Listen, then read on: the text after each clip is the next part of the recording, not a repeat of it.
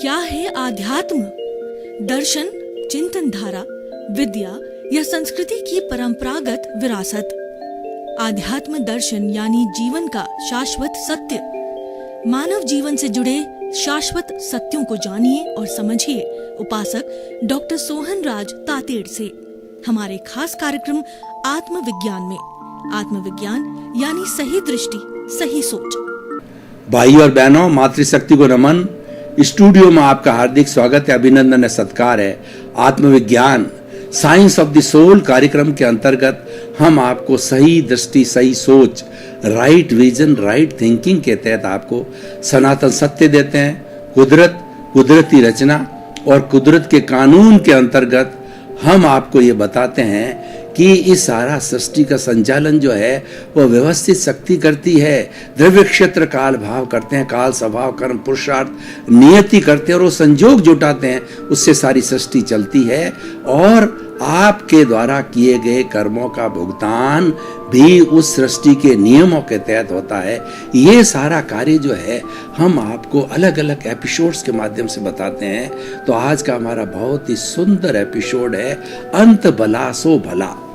भाई और बहनों, ये एपिसोड बहुत सुंदर है। इसको मैं दो रूपों में प्रस्तुत करूंगा, क्योंकि हमारे सामने दो तरह के जगत होते हैं। एक बाह्य जगत होता है और एक भीतरी जगत होता है। बाह्य जगत के अंदर हमारी जो पांच इंद्रियां, स्पर्शन, दर्शन, घ्राण, चक्षु, श्रोत्राणी, इंद्रियाणी, ये बाहर जो हमारा कॉस्मोस है उसमें से देखकर, चखकर और सुनकर और उसके बाद में स्पर्श करके और सुगंध दुर्गंध लेकर के उन विषयों को जो है वो हमारे मन को प्रेषित करती है। तो ये तो एक संसार हुआ। अगर इसके अंदर से अगर अच्छे अच्छे मनोज्ञ चीजें होती है, मनोज्ञ दृश्य होता है, मनोज्ञ स्वाद होता है, मनोज्ञ जो है वो हमारी ध्वनि होती है, मनोज्ञ स्पर्श होता है, तो हमको वह अच्छा लगता है, वह मनोज्ञ लगता है, तो वह एक अच्छा रूप होता है। परंतु ये सब कुछ करना हमारे हाथ में नहीं है, ये तो परिणाम है। हम क्वेश्चन पेपर हल करने तक तो स्वतंत्र है, हम बीज बोने से पहले स्वतंत्र है, लेकिन बीज बोने के बाद में as you will sow so will you, as you will sow so will you reap, जैसी करनी वैसी भरनी। और आपने जैसा किया है उसके अनुरूप आपको फल मिलेगा। जैसे आपने कॉजेज डाले हैं उसके अनुरूप हमको आपको इफेक्ट मिलेगा, क्योंकि प्रकृति का नियम है कि कारण बिना कार्य नहीं होता है। हर एक कार्य का कारण होता है, वो कार्य है कारण में जो है परिवर्तित होता है। आपके जितने भी कॉजेज डाले होते हैं, आपके जितने भाव कर्म किए होते हैं, वो अगले जन्म में जाकर के द्रव्य कर्म में एज इट इज भुगतने पड़ते हैं। इसीलिए कहा गया है कि मन वचन काया रूपी जो शरीर है पूर्व जन्म के कर्मों के भुगतान के लिए मिला हुआ है। तो बाह्य जगत में अच्छा कब होता है कि जब हमारा पुण्योदय हो, और ये पुण्योदय हम पीछे से अर्जित करके आते हैं, भाव कर्म के माध्यम से अर्जित करके वो पुण्योदय जो है इस जन्म के अंदर वह उदय और प्रारब्ध के रूप में आता है। और जिस रूप के अंदर हमने अर्जित किया है ठीक उसी रूप के अंदर परिणाम देता है। तो पुण्योदय होता है तो सब कार्य अच्छा होता है और सब भला ही भला होता है, पूरा जीवन भर भला चलता है। और बाद में अगर पुण्योदय के बाद में पापोदय आ जाता है तो फिर हम कष्ट में आ जाते हैं, हम दुख की स्थिति के अंदर आ जाते हैं, हमारी स्थितियां बदल जाती है, क्योंकि ये सारा कार्य द्रव्य क्षेत्र काल भाव और काल स्वभाव कर्म पुरुषार्थ नियति और उसके बाद में छह द्रव्य जिससे कि जगत बना हुआ होता है, वो होता है चेतन, अचेतन, मोशन, रेस्ट, टाइम और स्पेस, जिसको कि विज्ञान ने भी माना है। इन छह समवायों से ये जगत बना है। ये सब मिलकर के इसको व्यवस्थित शक्ति कहते हैं, इसको कुदरत कहते हैं। और ये कुदरत की रचना के अंग हैं और कुदरत के कानून के तहत चलता है। कानून क्या है कि आपका जैसा उपादान होगा एज इट इज आपको भुगतान के रूप में पनिशमेंट या अवार्ड है। ये प्रकृति, ये कॉस्मोस, ये कुदरत और ये पर्यावरण व्यवस्थित शक्ति, या इसको हम साइंटिफिक सर्कमस्टेंस एविडेंसेस कहते हैं, वो आपको वैसे ही परिणाम देगी। क्योंकि जब कोई भी जीवित प्राणी जन्म ले लेता है सृष्टि के अंदर, तो वह प्रकृति के ताबे आ जाता है, वह कुदरत के ताबे आ जाता है, वह व्यवस्थित शक्ति के ताबे आ जाता है और वही सारा मैनेज करती है। व्यक्ति का इसके अंदर वो कर्ता बनने का कोई रोल नहीं है। और वो व्यक्ति कोई कहता है कि नहीं मैंने किया, ये घर मेरा, ये मेरा परिवार, ये मेरे बाल, ये मेरे बच्चे, ये धन मैंने कमाया और जो है ये मकान मैंने बनाया, फैक्ट्री मैं चला रहा हूं, तो ये तो व्यवस्थित शक्ति चलाती है और ये आपका पूर्वजन्म का उपादान है, उसी के अनुरूप मिला हुआ है। आप उसमें कर्ता नहीं और कर्ता व्यक्ति हो ही नहीं सकता और इस जगत का कोई प्राणी कर्ता नहीं हो सकता है। अगर वो अपने आप को कर्ता मानता, इट इज इल्यूजन। ये उसका जो है मिथ्या दर्शन है, ये अज्ञान है, ये राग द्वेष है और यही इस शरीर को आत्मा के साथ जोड़े हुए हैं। तो हम हमारे जीवन के अंदर अंत भला सो भला, और ये भी कहा जाता है कि if good started that means half done. इसका अर्थ ये हुआ कि हमने कोई भी योजना बनाई, उसका प्रारंभ अच्छा हो गया तो समझ लीजिए कि आधा कार्य हो गया। इसका कारण यह है कि प्रारंभ से ही जब अच्छा हो जाता है तो हमको सेल्फ कॉन्फिडेंस आ जाता है, हमारे जीवन की एक दिशा मिल जाती है और दिशा के अनुरूप हम चलते रहते हैं। इसीलिए हम कहते हैं कि जब से आपको समझ आवे, आप ज्ञानी पुरुष को ढूंढो और ज्ञानी पुरुष को ढूंढ से उससे ज्ञान लो। उसके ज्ञान प्राप्ति होते ही आपको सम्यक दर्शन मिल जाएगा। आपको ये प्रतीति करा दिया जाएगा कि तुम्हारा स्वधर्म है, तुम्हारा स्वभाव है, वह शुद्ध आत्मा है और शरीर का जो स्वभाव है वो परधर्म है। वो स्वधर्म और परधर्म के बीच के अंदर भेद रेखा खींच देगा। वही सम्यक दर्शन है और वही जो है सम्यक ज्ञान है और वही सच्चा ज्ञान है। जब दोनों को हम अलग अलग मानने लग जाएंगे, दोनों को एक नहीं मानेंगे और उसके अंदर हम अपना कर्ता भाव का, ऑनरशिप, डूअरशिप का रोपण नहीं करेंगे, क्योंकि जो चल रहा है वो हमारे हाथ में नहीं है। ये तो पूर्व का अर्जन है और इस जन्म के अंदर विसर्जन हो रहा है। पूर्व जन्म का जो चार्ज किया हुआ है, इस जन्म के अंदर वो डिस्चार्ज हो रहा है। तो भाई और बहनों, हमने जो बातें कही कि प्रारंभ अच्छा, इसका मतलब आधा अच्छा हो गया और अंत अच्छा, इसका मतलब पूरा अच्छा हो गया। इसका अर्थ क्या हुआ कि हम अपने जीवन की प्लानिंग करें और जीवन की प्लानिंग करने में जो हमारी प्लानिंग बराबर सही चलती रहती है तो हम निश्चित रूप से हम टारगेट पर पहुंच जाते हैं, निश्चित रूप से लक्ष्य तक पहुंच जाते हैं। प्लानिंग हमारी सही होनी चाहिए, हमारी सोच सही होनी चाहिए और हमारा जो कार्य करने की पद्धति है वो अच्छी होनी चाहिए, हमारे संस्कार अच्छे होने चाहिए। जो कुछ भी हम जीवन में कार्य करें वो नैतिकतापूर्ण होना चाहिए और कार्य कैसा होना चाहिए कि किसी को बिना दोषित बताए कार्य होना चाहिए। मैं आपको गीता की भाषा में बात करूं तो निष्काम कर्म करना चाहिए। जीवन में कोई भी कार्य करो, नो डूअरशिप नो ऑनरशिप जो है, आप कार्य करते रहो, ये कार्य आपको करना पड़ेगा। जीवन में ऐसा क्षण कभी नहीं आता है कि हम कर्म नहीं करते। हम रात को जब सोते हैं तो भी हमारा कर्म जारी रहता है कि हमारा जो अवचेतन मन है, सब कॉन्शियस माइंड है, हमारा तेजस शरीर है, चिंतन करता, सपने देखता रहता है, वह भी ये कर्म है। यानी जन्म से मृत्यु तक व्यक्ति कर्म करना छोड़ नहीं सकता है। जब कर्म करना छोड़ नहीं सकता है, उस कर्म को हम व्यवस्थित करना चाहिए, तो उससे जो है हमारा अंत अच्छा होगा। और अंत अच्छा कब होता है? जब हमारा नैतिकता से कार्य किया होता है। इसीलिए कहा गया है कि अच्छा साधन है तो साध्य अच्छा होगा। अच्छे साध्य के लिए अच्छे साधन की आवश्यकता होती है। यानी हमारा प्रारंभ अच्छा होना चाहिए, मध्य अच्छा होना चाहिए, तो हमारा अंत निश्चित रूप से अच्छा होगा। मैं इसको दूसरे रूप में अगर कहूं कि व्यक्ति का जो वर्तमान अगर अच्छा चल रहा है, ये इस बात का परिचायक है कि पूर्व जन्म के अंदर वो अच्छा करके आया है और उसके पुण्योदय का जो है अभी जो कहना चाहिए अभी उदय भाव चल रहा है, या जो है उसका प्रारंभ चल रहा है, उस पुण्योदय के कारण उसका प्रारंभ अच्छा है, मध्य अच्छा है और जिसका प्रेजेंट अच्छा है, पुण्योदय के कारण निश्चित रूप से पास्ट अच्छा था, जो प्रेजेंट अच्छा है। और अगर हम उसके अंदर जागृति रखें, हम उसके अंदर पुरुषार्थ करें तो निश्चित रूप से हमारा भविष्य अच्छा होगा। पुरुषार्थ का क्या अर्थ है? पुरुषार्थ का अर्थ है कि भेद रेखा खींचो, आप जड़ और चेतन का भेद समझो। जड़ अलग है, चेतन अलग है।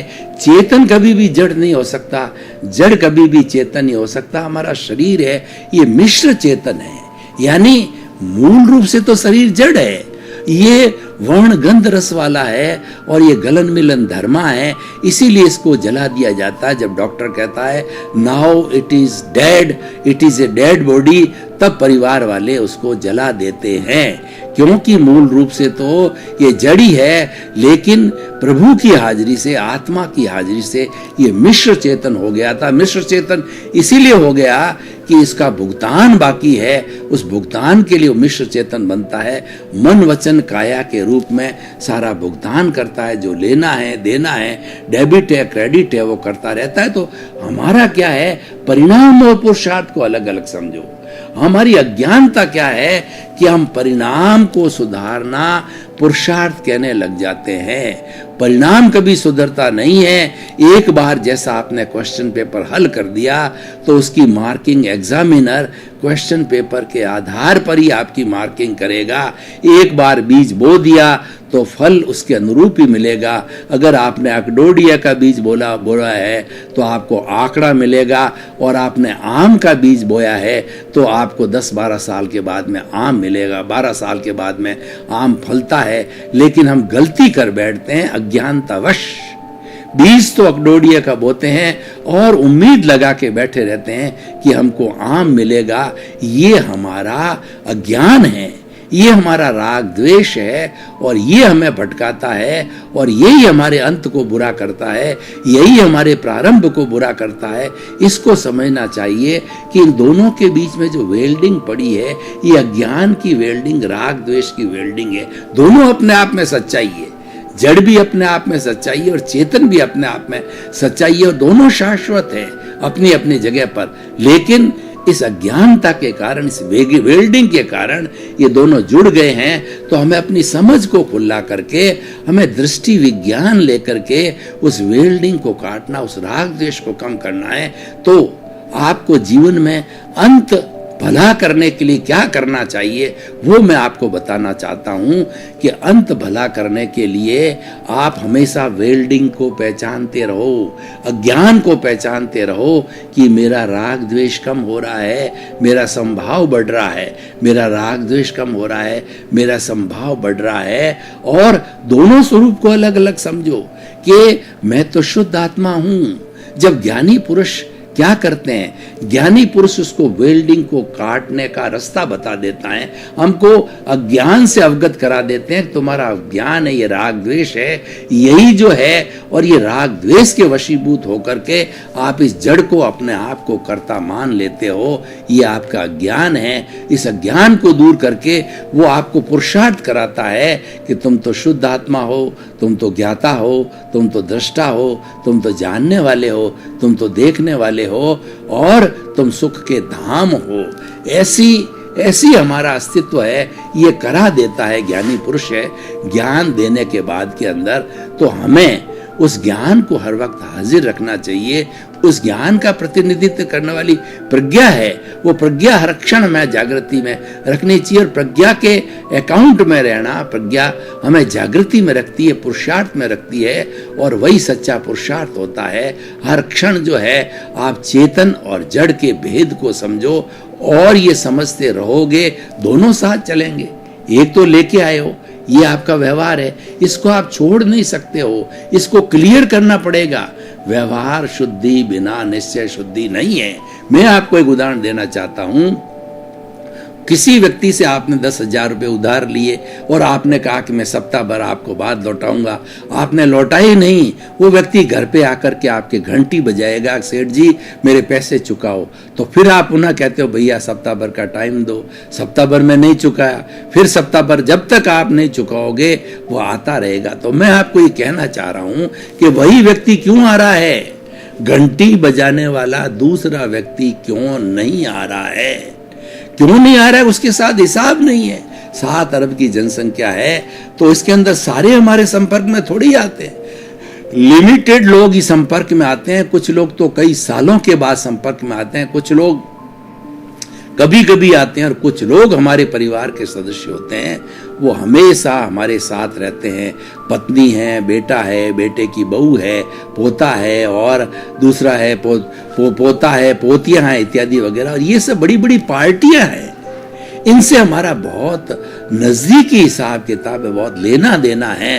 कोई जो है वो हमें शांति देने आएगा, सुकून देने आएगा, सेवा करने आएगा, और इनमें से कोई जो है हमारा पैसा हड़पने आएगा, और वह जो है डंके की चोट जो है आपका पैसा बिना कुछ किए जो है वो अपना हिस्सा ले लेगा और आपकी सेवा नहीं करेगा, क्योंकि पूर्व जन्म के अंदर आपका उसके साथ इस तरीके कर्म बंधे हुए हैं, आपने पूर्व जन्म में उसके साथ वैसा व्यवहार किया है, इसीलिए वो कर रहा है। तो भाई और बहनों, ये जो कुदरती रचना और कुदरत के कानून को आप अच्छी तरह से समझो तो हमारा अंत का भला होगा। ये सारी बात मैंने व्यवहार जगत की बताई। अब मैं थोड़ा निश्चय जगत की बात बताता हूं।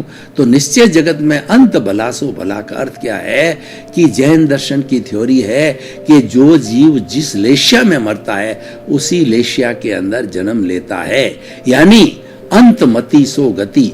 अंत के समय के अंदर हमारी जैसी बुद्धि होती है, जैसी भावना हो जाती, जैसे भाव होते हैं, उसके अनुरूप हमारे को अगली गति मिलती है। मनुष्य गति, तिर्यंच गति, देव गति और नरक गति, 4 में से कोई गति मिलती है। एकेंद्रिय, द्वेंद्रिय, त्रिंद्रिय, चतुरेंद्रिय, पंचेंद्रिय, उसमें से हमको मिलता है। वो हमारा जैसा जैसा आयुष्य का बंधन होता है उसके अनुरूप जो है हमको वो मिलता है। तो हमें क्या करना, हमको पता नहीं है कि हमारा अंत कब आने वाला है। तो आप तो हर क्षण यही चिंतन करो कि आज का दिन मेरा अंतिम दिन है, तो आप सुकृत करते रहो। हमारे सामने 2 तरह की विचारधाराएं होती है, एक तो हमारा भाव शुद्ध करते हम और एक अशुभ भाव करते हैं। तो हम शुद्ध भाव की तरफ ही रहे ना। शुभ, अशुभ और शुद्ध 3 चीजें होती है। शुभ भाव का अर्थ होता है समाई करो, संवर करो, दान करो, पुण्य करो, सेवा करो, सहयोग करो। ये सारा जो है ये हमारा जो है शुभ भाव है। अशुभ भाव है हिंसा है, झूठ है, व्यभिचार है, चोरी है, धोखा देना है, ये सारा हमारा अशुभ भाव है। और इनसे ये दोनों बेड़ियां हैं। जो हमारा शुभ भाव है वह पुण्य है, और जब ये शुभ भाव पक जाता है तो पुण्य के रूप के अंदर हमको जो है वो अच्छा जो है अच्छा वातावरण देने वाले पुद्गल बनते हैं, शुभ के पुद्गल बनते हैं। और जो अशुभ भाव किया होता है वो हमारे अगले जन्म के अंदर अशुभ के भाव होकर के हमें पापोदय देते हैं। और शुद्ध अवस्था होती है वो हमारे चेतन तत्व से जुड़ी हुई होती है। मैं कौन हूं उस तत्व से जुड़ी होती है, हमारे सेल्फ रियलाइजेशन से जुड़ी होती है, हमारे अस्तित्व से जुड़ी होती है कि मेरा जो मूल अस्तित्व है वो तो शुद्ध आत्मा का अस्तित्व है। तो आप सीधे शुद्ध का प्रयास करो, शुभ और अशुभ से हट करके, क्योंकि शुद्ध है वह शुभ है, वो हमको लाभ तो देगा, पुण्योदय देगा। अशुभ है वो तो एकांत पाप है, पाप ही देगा। लेकिन हमें दोनों बेड़ियों को काटना है। शुभ और अशुभ को काटेंगे जब ही हमारी मुक्ति होगी, और उस मुक्ति के अंदर हम सीधे शुद्ध की अवस्था में चले जावें। हम शुभ और अशुभ से शुद्ध की जो अवस्था होती है आपके सेल्फ रियलाइजेशन की अवस्था है। कहने का अर्थ यह है आप कोई भी काम करो, खाते पीते उठते बैठते, जो कुछ भी हमारे साथ चल रहा है, कोई हमको मार रहा है, कोई पीट रहा है, कोई हमारी निंदा कर रहा है, कोई हमको गाली दे रहा है, हमारे तकलीफ आ रही है, हमारे जो है कहना चाहिए घाटा लग रहा है, या हमारे जो है कोई दर्द हो रहा है, तो ये सब आपका जो है वो पूर्व जन्म के कर्मों का हिसाब है। तो वो फिल्म चल रही है, उस फिल्म के अंदर संभाव रखो, उस फिल्म के अंदर राग द्वेष मत पैदा करो कि मेरा ही किया हुआ है, मेरी ध्वनि है जो प्रतिध्वनि के रूप में आई हुई है और ये किसी और का नहीं है, तो मैं भुगत रहा हूँ, ये भूल मेरी है, क्योंकि मैंने पिछले जन्म के अंदर ये कॉजल बॉडी का संग्रह किया था और इस जन्म के अंदर वो द्रव्य कर्म के रूप के अंदर ये भुगतान के रूप में आई। और जो मेरे सामने व्यक्ति निमित्त बन करके आया है, चाहे बेटा है, चाहे पत्नी है या व्यापारी है, कोई हिसाब क्लियर करने आया है, तो वो मेरा हितैषी है। हमें उसको हितैषी मानना चाहिए, हमें जो उसकी निंदा नहीं करनी चाहिए। हो गया। ऐसे सभी एक एक जीव से हमारी जब एनओसी हो जाएगी और हमारा संपूर्ण हिसाब किताब क्लियर हो जाएगा, यानी राग द्वेष जीरो हो जाएगा, तभी हमारी मुक्ति होगी और तभी हमारा अंत अच्छा होगा। तो भाई और बहनों, अंत अच्छा करने के लिए लेशियाओं को अच्छा रखो, और वह कब आने वाला अंत हमको पता नहीं है। और वैसे आयुष्य कर्म का वर्तमान के अंदर, पूर्व जन्म के अंदर हमने जो कॉज किए हुए हैं, वो 7 कर्म जो है हमारा, इस कर्म में भुगतान के लिए आते हैं। लेकिन पुण्य हमारा जो आयुष्य का बंधन होता है, इसी जन्म के अंदर होता है। और उसकी पूरी एक थ्योरी है, पूरी एक मैथमेटिक्स है कि हमारे जीवन के अंदर 8 तरह के चांस मिलते हैं। तो उन चांस के मुताबिक जो है हमारे फोटो पढ़ते रहते हैं, यानी आयुष्य के वो समय होता है कि हमारा टोटल जीवन होता है उसके। भाई और बहनों, आपका बहुत बहुत धन्यवाद। आप आत्मविज्ञान कार्यक्रम बराबर देखते हो, देखते रहिए। आपको इसके अंदर जीवन के सूत्र मिलेंगे, जीवन निर्माण के फॉर्मूले मिलेंगे, जीवन निर्माण के टिप्स मिलेंगे, आपको सम्यक दर्शन मिलेगा, आपको कुदरती रचना और कुदरत का कानून मिलेगा, सनातन सत्य मिलेगा, अल्टीमेट ट्रुथ मिलेगा, सार्वभौम सत्य मिलेगा। उससे आपको शाश्वत सुख, अक्षय सुख, ब्लिस की प्राप्ति होगी। इसी क्रम में आपका जीवन आनंदमय हो, मंगलमय हो। आपके प्रति बहुत बहुत शुभकामनाएं।